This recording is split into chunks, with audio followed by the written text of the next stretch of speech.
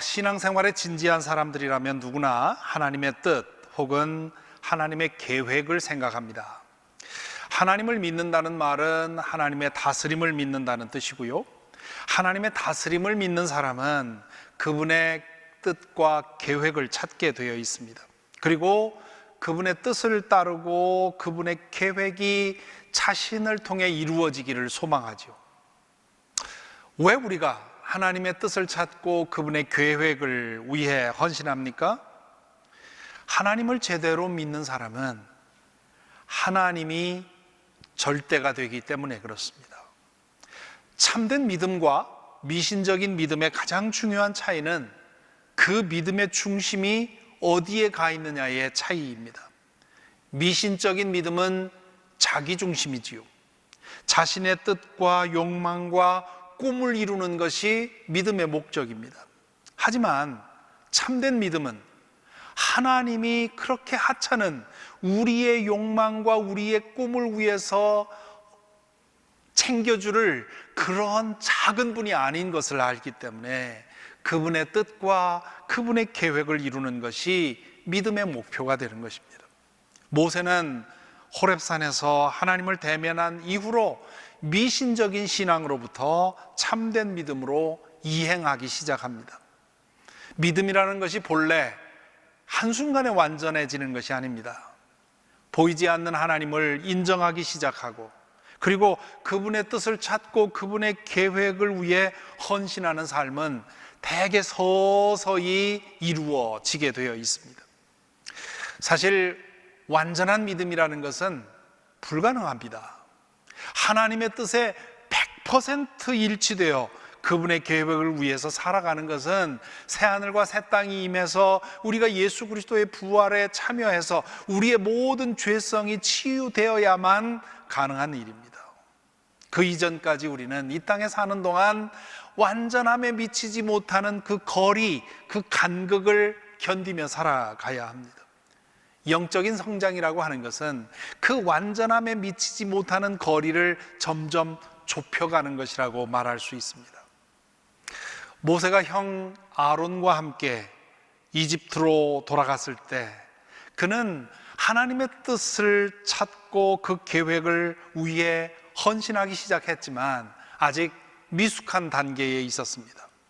하나님의 뜻을 따라 그분의 계획을 이루기 위해 헌신하는 삶이 어떤 것인지, 그 길에 무엇이 놓여 있는지 모세는 하나씩 배워가야 하는 그런 상태에 있었습니다. 호렙산을 떠나 이집트에 도착한 후에 아론은 이스라엘의 장로들을 모아놓고 모세가 받은 사명에 대해서 알려주었고, 모세는 하나님이 부여하신 이적을 보여주었을 것입니다. 그때 히브리 지도자들이 보여준 반응은 기대 이상이었습니다. 그 대목을 성경은 이렇게 적어놓고 있습니다. 아론이 주님께서 모세에게 하신 모든 말씀을 그들에게 일러주고 백성이 보는 앞에서 이적을 행하니 백성이 그들을 믿었다. 그들은 주님께서 이스라엘 자손을 굽어 살피시고 그들이 고통받는 것을 보셨다는 말을 듣고 엎드려 주님께 경배하였다. 이스라엘 백성이 아론과 모세의 보고를 듣고는 감격적으로 반응했다는 뜻입니다. 어찌 안 그랬겠습니까? 얼마나 오랫동안 기다려온 소식이겠습니까? 하나님께서 자신들을 영영 잊었거나 버리신 줄로만 알았습니다. 그렇지 않고서야 그 모진 고난이 끝없이 이어질 리가 없었지요. 그런데 하나님께서 드디어 침묵을 깨뜨리시고 구원의 손을 펼치셨다는 것입니다. 그 일을 이루기 위해 아론과 모세를 보냈다는 것이지요. 그러니 모세가 보여주는 이적을 보고 감격하지 않을 수 없었겠죠. 이 반응을 접하면서 모세는 안심했을 것이고 또 한편으로는 흥분도 됐을 것입니다. 이집트에서 거쳐야 할 첫 관문을 무사히 통과했기 때문이지요. 하지만 바로의 반응은 당황스러웠습니다. 하나님께서는 이미 모세에게 바로가 순순히 응하지 않을 것이라는 사실을 여러 번 가르쳐 주셨습니다. 처음 모세를 부르실 때 이렇게 말씀하셨죠. 그러나 내가 이집트 왕을 강한 손으로 치지 않는 동안에는 그가 너희를 내보내지 않을 것이라는 것을 나는 안다. 하나님의 계획이 완전히 이루어질 때까지 상당한 우여곡절이 있을 거라고 하는 것을 암시해 주신 것입니다. 두 번째로 나타나셨을 때도 그 사실을 강조하십니다. 그러니까 모세는 하나님의 부름을 따르는 일에 어느 정도 난관이 있을 거라고 생각을 했겠죠. 하지만 모세가 바로가 이 정도로 나올 줄은 모르는 겁니다. 짚을 제공해 주지 않은 상태에서 과거에 생산하던 그 벽돌의 양을 채우라고 하는 그런 요청을 한 것입니다. 그뿐만 아니라 모세와 아론의 보고를 듣고 감격해서 하나님께 경배드렸던 이스라엘 백성도 바로의 학대로 인해서 모세와 아론에게 돌변합니다. 그래서 분노를 터뜨리지요. 바로에게 가서 호소했다가 면박을 당하고 나온 이 히브리 작업반장들이 모세와 아론을 만나서 이렇게 말합니다. 주님께서 당신들을 내려다보시고 벌을 내렸으면 좋겠어. 당신들 때문에 바로와 그의 신하들이 우리를 미워하고 있어. 당신들은 그들의 손에 우리를 죽일 수 있는 칼을 쥐어준 셈이요. 이때 모세는 40년 전에 겪었던 트라우마가 다시 살아나는 경험을 했을 것입니다. 그때도 모세는 히브리 백성들을 위해서 무엇인가를 하고 싶은 마음이었습니다. 그 마음 때문에 그는 히브리 사람을 학대하는 이집트 사람을 때려 죽였죠.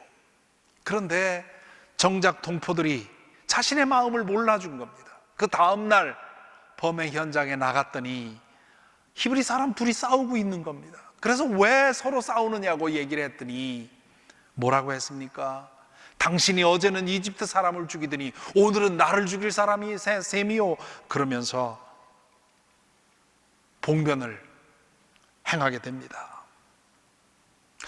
당연히 나를 반대할 사람에게 반대를 받는 것은 그래도 감당할 만합니다.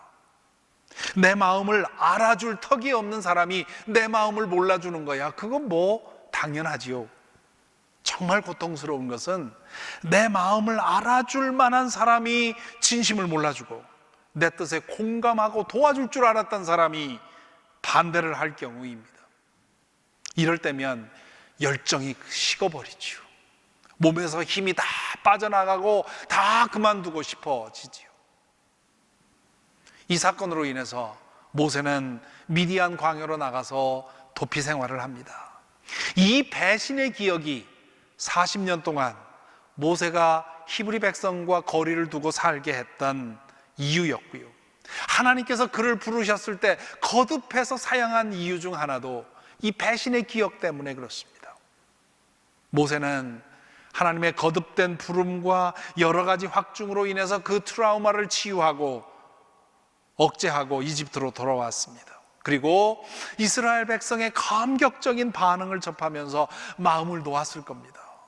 그런데 히브리 작업반장들의 분노 어린 항의를 직면하게 된 것이죠. 그들의 분노를 접하고는 풀려난 줄 알았던 그 배신의 기억이 자신을 다시 사로잡는 것을 경험합니다. 그래서 그는 기도로서 하나님에게 나아가서 이렇게 호소합니다. 주님, 어찌하여 주님께서는 이 백성에게 이렇게 괴로움을 겪게 하십니까? 정말 왜 저를 이곳에 보내셨습니까? 제가 바로에게 가서 주님의 이름으로 말한 뒤에로는 그가 이 백성을 더욱 괴롭히고 있습니다. 그런데도 주님께서는 주님의 백성을 구하실 생각을 전혀 하지 않고 계십니다. 이 기도에서 모세는 하나님께 대한 야속한 마음을 표현하고 있습니다. 자신이 그렇게도 오지 않겠다고 했는데도 끝내 끌어내서 오게 했으면 이런 일은 겪지 말게 해야 되는 것 아닙니까? 자신에게 일을 맡기셨다면 그 일이 이루어질 수 있도록 하나님도 좀 무슨 일을 해야 되지 않습니까? 그런데 상황은 더욱 꼬이고 있는 겁니다. 자신은 40년 전과 마찬가지로 이집트인들과 히브리인들 사이에 끼어서 고립되어 있습니다. 모세는 하나님을 고립무원의 지경에 갖다 놓고는 마치 팔짱 끼고 지켜보는 것 같았습니다. 그러자 하나님께서 모세에게 이렇게 대답하시지요. 이제 너는 내가 바로에게 하는 일을 보게 될 것이다. 틀림없이 그는 강한 손에 밀려서 그들을 내보내게 될 것이다. 강한 손에 밀려서야 그들을 이 땅에서 내쫓다시피 할 것이다. 이렇게 말씀하시면서 하나님은 당신이 반드시 아브라함과 이삭과 야곱에게 약속한 대로 이스라엘 백성을 이집트에서 해방시켜 젖과 꿀이 흐르는 가나안 땅으로 인도하겠다고 약속을 주십니다. 지금은 상황이 꼬여가는 것만 같아도 결국 하나님이 일을 이루실 것이라는 뜻입니다. 하나님의 신실하심을 믿고 지금 당면한 고난을 견뎌내라는 것이지요. 그러면 마침내 하나님이 하시는 일을 보게 될 것이라는 뜻입니다. 절망과 낙심 가운데 하나님의 임재를 체험하는 것은 한순간의 영혼을 살아나게 하고 잃었던 열정을 회복하게 만듭니다. 이건 체험해보지 않고는 알 수 없는 신비입니다. 자신이 처한 상황에 아무런 변화가 일어나지 않았어도 하나님께서 지금 내 상황을 알아주시고 보고 계시고 지켜보고 계시다는 사실을 느끼는 순간 바람 빠진 풍선에 공기 압축기로 바람을 넣는 것처럼 한순간에 모든 열정과 힘이 회복이 되는 겁니다. 하나님의 임재와 위로와 격려로 인해 열정과 소망을 회복한 모세는 이스라엘 백성에게 찾아가서 하나님의 말씀을 전합니다. 그렇지 않다고, 하나님이 결국 이루실 거라고, 조금만 더 견뎌보라고 얘기를 합니다. 하지만 히브리 백성은 이미 회복할 수 없을 정도로 낙심해 있었습니다. 성경은 그들의 상태에 대해서 이렇게 기록해 놓았죠. 모세가 이스라엘 자손에게 이와 같이 전하였으나 그들은 무거운 노동에 지치고 기가 죽어서 모세의 말을 들으려 하지 않았다. 하나님의 임재를 직접 체험하는 것과 그것에 대해서 듣는 것은 이렇게 큰 차이가 있습니다. 모세는 직접 하나님이 자신을 보고 계시고 지켜보고 계시고 함께 있다는 사실을 깨달았기 때문에, 체험했기 때문에 모든 것이 회복이 되었지만 이스라엘 백성은 그것을 듣기만 해서는 체감할 수가 없었습니다. 그러니 모세의 말이 귀에 들릴 리가 없었습니다. 여기서 우리는 하나님께서 우리 역사 속에서 일하시는 방식을 보게 됩니다. 하나님은 당신의 뜻을 찾고 당신의 계획에 자신을 들인 사람들을 통해 일을 하십니다. 물론 기적적인 방법으로 개입하시고 일을 이루시는 경우도 있습니다. 하지만 그것은 예외적인 일입니다. 하나님께서는 우주의 운행에는 자연 법칙을 부여하셨고요, 우리 인간에게는 이성과 자유의지를 부여하셨습니다. 그래서 스스로 선택하고 스스로 결정해서 살아가게 하셨습니다. 그렇기 때문에 자연 법칙을 해치지 않고 우리의 자유의지를 손상시키지 않는 범위 내에서 우리를 인도해 가시면서 당신의 뜻을 이루십니다. 인간의 자유의지를 범하지 않으면서 우리 각자에게 하나님이 일하시는데요, 저는 이것을 표현하기 위해서 하나님의 미세한 음성과 부드러운 손길이라고 하는 은유를 사용합니다. 하나님은 우리에게 끊임없이 말씀하십니다. 저에게만이 아니라 여러분 각자에게도 끊임없이 말씀하십니다. 그런데 하나님의 음성이 미세하기 때문에 귀 기울여 들어야 합니다. 우리가 기도하고 매일 말씀 묵상을 하자는 이유가 바로 그 미세한 하나님의 음성을 듣기 원하기 때문에 그렇습니다. 또한 하나님은 우리 모두를 당신의 손으로 인도하십니다. 그런데 부드러운 손길로 인도하시기 때문에 우리는 그 손길에 예민해져야 합니다. 기도하는 이유가 바로 여기 있고 말씀 묵상하는 이유가 바로 여기 있습니다. 우리의 영적 감각이 예민해져서 하나님의 그 부드러운 손길이 인도하시는 길을 알아야 한다는 것이지요. 그렇기 때문에 원치 않으면 그 손길을 뿌리칠 수 있고요, 그리고 둔감해지면 그 음성이 들리지 않습니다. 하나님께서는 당신의 계획을 이루기 위해서 모세에게 나타나시고 그를 불러내셨습니다. 모세가 자신은 아니라고, 자신은 그런 일을 할 수 없다고 거듭 사양해도 하나님은 인내심을 가지고 그를 설득하셨죠. 모세가 결국 하나님을 따라 나선 것은 자신의 자유의지를 통해서 선택하고 결정한 일입니다. 하나님이 그의 자유의지를 손상시키지 않으면서 스스로 결정하도록 그를 인도하신 것입니다. 하나님은 또한 바로에게도 미세한 음성과 부드러운 손길로 역사하셨습니다. 하나님은 모세의 하나님이기도 하지만 바로의 하나님이기도 하십니다. 이스라엘의 하나님이기도 하지만 이집트인들의 하나님이기도 하십니다. 하지만 그들은 하나님의 다스림을 인정하지 않았습니다. 그렇기 때문에 하나님의 미세한 음성을 무시했고 부드러운 손길을 뿌리쳤습니다. 그들은 자신의 자유의지를 따라 죄악을 선택하고 살았습니다. 하나님은 그들이 고집을 부려 죄와 악을 선택하는 것을 완력으로 막지 않으셨습니다.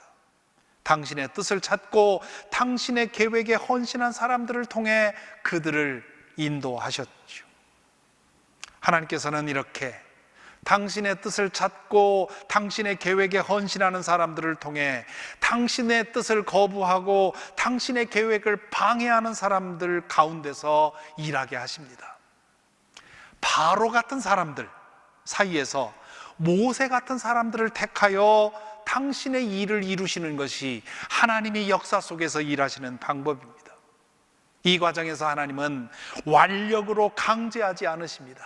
모두의 자유의지를 존중해 주시면서 그들의 마음의 미세한 음성과 부드러운 손길로 그들을 인도해 가시는 것입니다. 이런 까닭에 하나님의 뜻을 찾고 그분의 계획을 이루기 위해 헌신하는 사람들은 그분의 계획이 온전히 이루어질 때까지 어려움을 겪을 각오를 해야 합니다. 이 세상에는 하나님의 뜻을 인정하고 그분의 뜻을 따르는 모세 같은 사람들보다 그것을 거역하고 반대하고 박해하는 바로 같은 사람들이 더 많기 때문입니다. 하나님께서 당신의 뜻을 따르고 당신의 계획을 위해 헌신하는 사람들을 화끈하게 도와주셔서 만사형통하게 하면 얼마나 좋겠습니까? 하지만 하나님께서는 당신을 거부하고 반대하는 사람들도 자식으로 사랑하십니다. 그렇기 때문에 당신의 뜻을 거부하고 반대한다고 해서 전능의 능력으로 한꺼번에 징계하고 심판하지 않으십니다. 하나님은 당신의 뜻을 따르는 사람들에게 하시는 것과 똑같이 당신의 뜻을 반대하고 거역하는 사람들에게도 자비와 사랑으로 대하십니다. 바로 같은 사람들이 마음을 돌이키기 전까지 하나님의 뜻을 따르고 그분의 계획을 위해 헌신한 사람들은 때로 오해받고 때로 거부당하고 때로 미움받고 때로 박해를 당하고 때로 순교를 당합니다. 자신을 위해 헌신한 사람들이 이렇게 희생당하는 것을 보시면서도 하나님이 참으시는 이유는 그들 중에, 그 바로 같은 사람들 중에 한 사람이라도 회개하고 구원받게 하려는 것입니다. 이렇게 보면 하나님의 뜻을, 하나님을 믿는 사람들이 그분의 뜻을 위해 받는 고난은 죄악을 선택한 사람들을 위한 대속적인 의미를 가진다 할 수 있습니다. 그들 중 한 사람이라도 건지기 위해 하나님께서 참으시고 인내하기 때문에 모세 같은 사람들이 고난당하는 것 아닙니까? 그렇다면 모세 같은 사람들이 당하는 고난은 바로 같은 사람들이 구원받게 하기 위해서 대신 당하는 고난인 것입니다. 모세는 아직 이 사실을 충분히 체험하지 못했습니다. 하나님께서 자신을 불러내셨으니 이집트에 가서 일을 시작하면 일사천리로 일이 해결될 것으로 생각했을지 모릅니다. 하지만 그는 보기 좋게 실패합니다. 바로에게 거부당하고 동족들에게는 미움을 받습니다. 아마도 하나님에게 속은 것 같은 기분이었을 것입니다. 그래서 그는 하나님을 찾아가 분통을 터뜨립니다. 정말 왜 저를 이곳에 보내셨습니까? 라는 절규 안에는 하나님께 대한 그 서운함과 야속함이 가득 담겨 있습니다. 이것은 모세가 거쳐야 할 시험이었습니다. 하나님의 뜻을 따르고 그분의 계획을 위해 헌신한다는 것이 어떤 것인지, 앞으로 그가 가는 길에 어떠한 시험과 환난과 박해가 있는지 그가 알고 대비되어야, 거기에 대해서 대비되어야 했습니다. 그것은 겪어야만 알 수 있는 것이지요, 아무리 말로 가르쳐줘도 알아들을 수가 없는 일입니다. 그의 앞길에는 지금 당한 것과는 비교할 수도 없는 심한 반대와 배반과 절망의 상황이 놓여 있습니다. 우리 출애굽기와 민수기에서 거듭 보지 않았습니까? 하나님의 뜻을 따르고 그분의 계획을 위해 일한다는 것은 그 모든 환난과 고난을 겪고 그것을 통과해야만 하는 일이었습니다. 모세가 바로의 거부와 동족의 분노에 직면해서 하나님 앞에 나와 호소하고 절규하자 하나님께서 그에게 다시 자신의 임재를 보여주시면서 그를 다독여 주시지요. 지금 당한 일로 좌절하거나 낙심하지 말고 앞으로 당신께서 행하시는 일을 지켜보라고 하십니다. 수백 년 전에 아브라함과 이삭과 야곱에게 하신 약속을 지킨 것처럼 모세에게도 하신 약속을 지켜주실 것이라는 것입니다. 그 과정에서 당해야 할 불편과 고난이 더 있겠지만 하나님은 반드시 약속을 지킨다는 것입니다. 오늘 읽은 이야기를 묵상하는 중에 떠오른 이야기가 있습니다. 클레이번 칼슨이라는 사람이 쓴 나에게는 꿈이 있습니다 라는 마틴 루터 킹의 자서전입니다. 1955년 12월 1일 엘라바마 몽고메리에 살던 로자 박스 부인이 버스에 올라 백인 전용 좌석 바로 뒷자리에 앉습니다. 그 줄부터는 흑인들이 앉게 되어 있는 자리지요. 그런데 박스 부인 뒤로 어떤 백인 남성이 올라왔는데 백인 전용 좌석에 자리가 없습니다. 그러자 버스 운전사가 로자 박스 부인한테 더 뒤로 가서 앉으라고 요청을 하죠. 로자 박스는 조용하고 침착하고 위험 있는 태도로 그 자리에서 움직이지 않습니다. 당시 미국 남부에서 다반사로 일어나고 있던 흑인에 대한 차별에 대해서 로자 박스는 더 이상 안 된다는 뜻으로 몸짓으로 표현한 것이지요.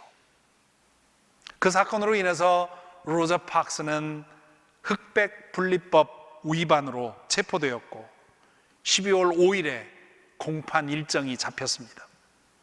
이 소식이 알려지자 몽고메리 흑인들 사이에 저항이 시작이 되었고 그 유명한 버스 보이콧 운동이 시작이 됩니다. 몽고메리의 모든 흑인들이 버스를 타지 않는 것으로 저항을 하기 시작을 한 것이지요. 자가용을 가진 흑인들이 별로 없는 시대였기 때문에 백인들은 이 며칠 가지 못해서 결국 모두가 지쳐버릴 것이라고 얕잡아 보았습니다. 이 운동을 주도했던 흑인 지도자들도 결실 없이 흐지부지 되지 않을까 염려했습니다. 하지만 놀랍게도 백인들의 집요한 방해와 협박에도 불구하고 이 운동은 1년 가까이 지속이 되었고 결국 1956년 11월 13일에 연방 대법원으로부터 흑백 분리법이 위헌이라는 판결을 이끌어냅니다. 이 운동의 중심에 마틴 루터 킹 목사님이 계셨습니다. 그는 이 운동의 의장으로 옹립이 되었습니다. 그리고 백인들의 온갖 방해 공작과 일부 흑인들의 폭력 사용 요구에 맞서서 끝까지 비폭력적으로 우리의 뜻을 드러내야 한다고 그 운동을 이끌었습니다.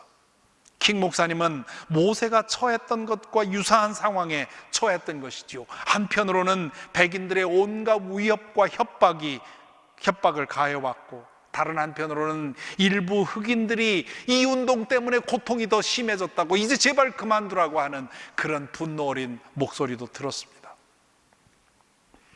이 운동이 시작이 되고 한 달쯤 지난 어느 날의 일입니다.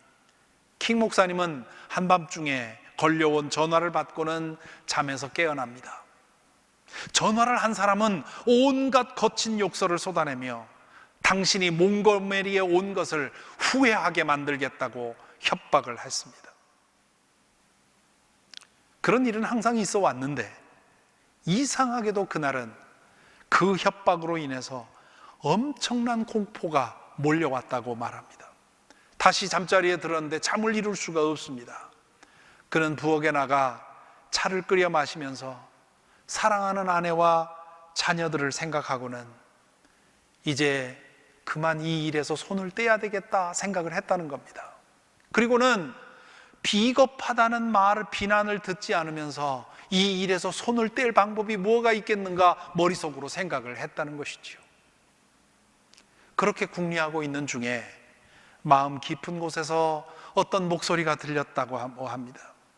지금은 아버지도 어머니도 도움을 줄 수 없는 때니 이때야말로 아버지가 그렇게 자주 말했던 길 없는 곳에서 길을 만드시는 주님께 의지해야 할 때다 하는 음성을 들었다는 겁니다. 그 순간 그는 머리를 움켜쥐고 식탁 앞에서 높이 목소리를 높여서 하나님께 부르짖었다고 합니다. 그 기도의 일부가 이렇습니다. 주님, 저는 옳은 일을 하기 위해 애를 쓰고 있습니다. 제가 옳은 일을 하고 있다고 믿으며 저의 믿음이 옳다고 생각합니다. 하지만 주님, 지금 저는 나약해져 있습니다. 용기를 잃고 비틀거리고 있습니다. 두려움에 떨고 있습니다.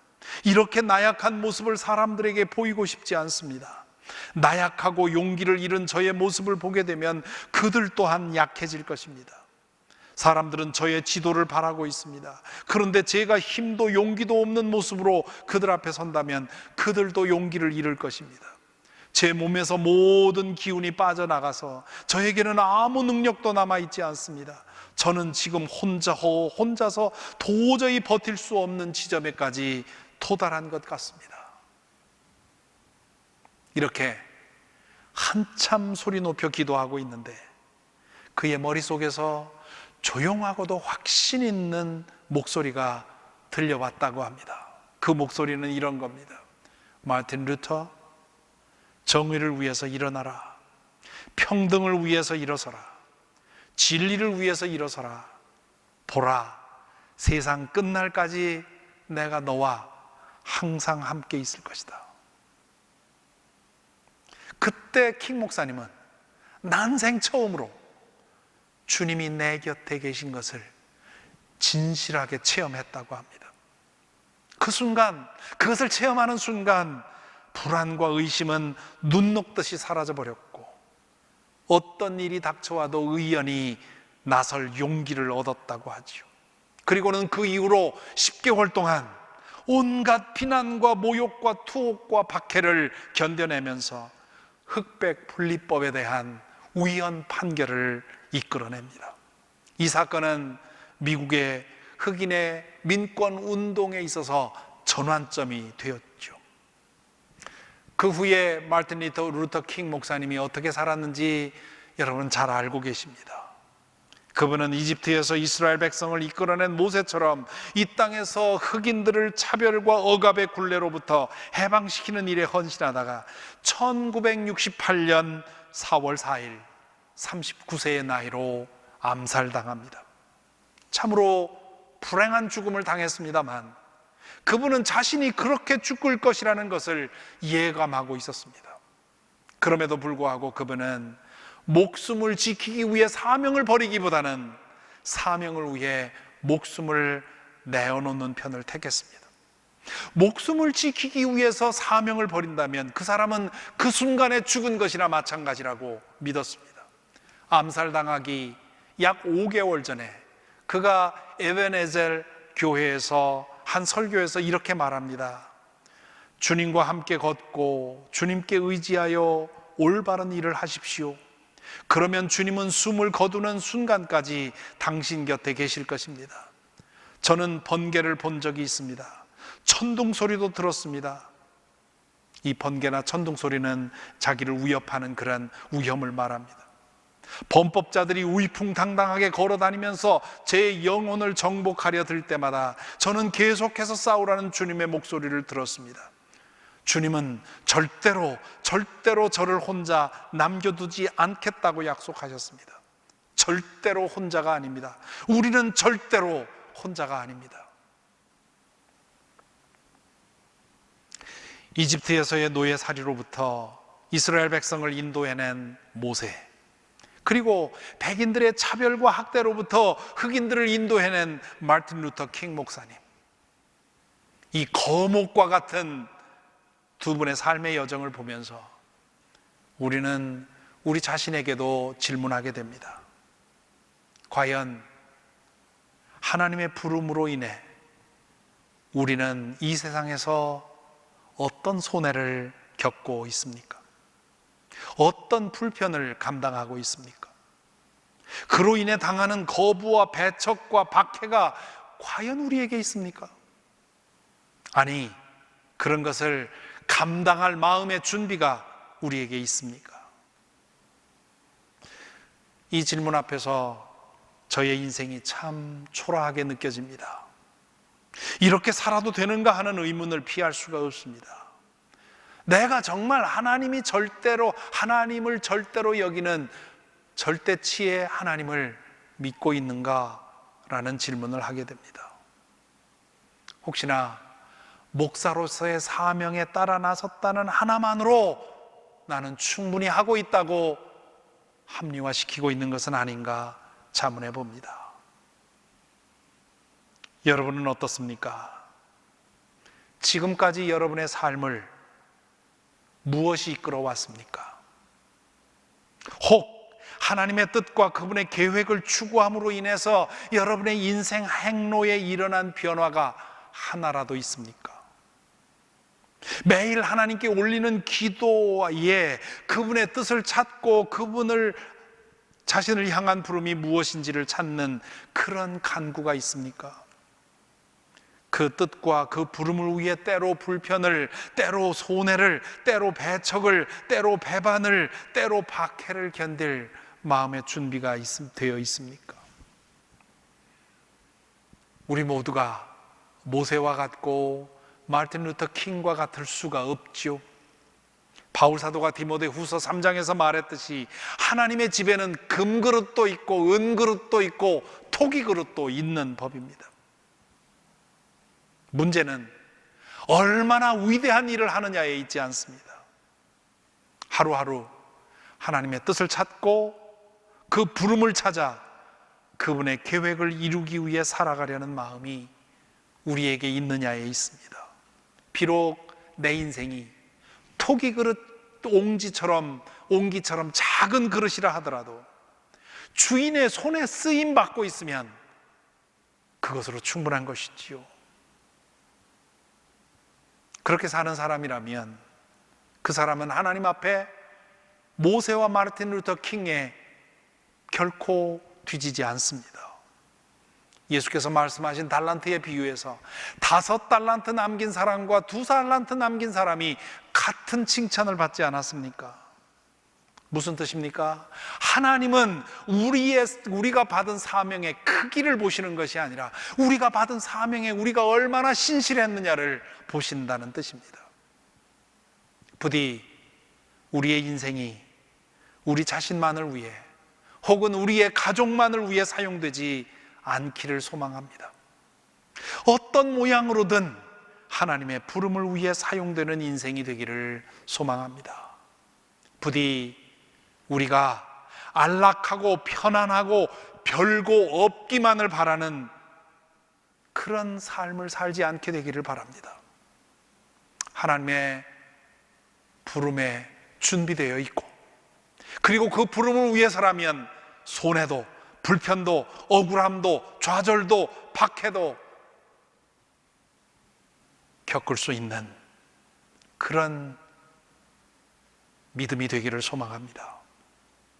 그리해서 우리의 믿음이 자랑거리가 많은 그런 인생이 아니라 간증거리가 많은 그런 인생이 되기를 간절히 기도합니다.